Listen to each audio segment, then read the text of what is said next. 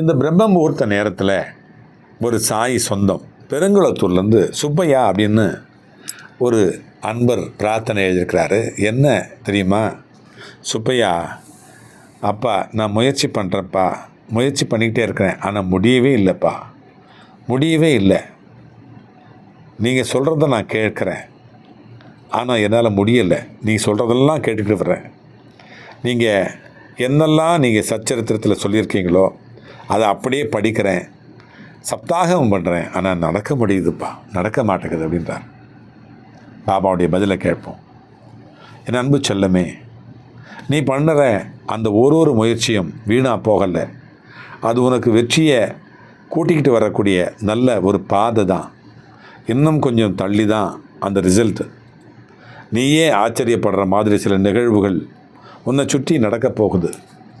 இது எப்போ நடக்கும்னு நீ காத்திருந்த விஷயங்கள் கூட இன்றைக்கே கூட கைகூடக்கூடும். தாமதம் ஆனதுனால அது நடக்கவே நடக்காதுன்னு அர்த்தம் இல்லை தம்பி. என்னுடைய பக்தனாக இருக்கிற நீ கொஞ்சம் பொறுமையாரு. சரியான நேரம் வந்துடுச்சுன்னு தான் அர்த்தம். இந்த நேரத்தில் இன்றைக்கி உன்னுடைய மனசுக்கு ஒரு விளக்கு, ஒரு ஒளி வரும், ஒரு சந்தோஷம் உன்னை தொடும்.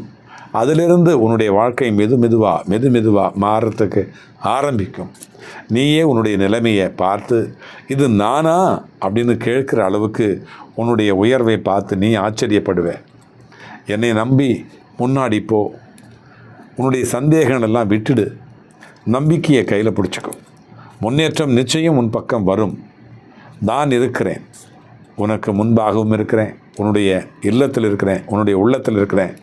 நீ போகக்கூடிய பாதையில் இருக்கிறேன். நான் இருக்கிறேன். இல்லாத உறவாக இருக்கிறேன், இருக்கிற உறவாக இருக்கிறேன். அல்லாஹ் மாலிக்.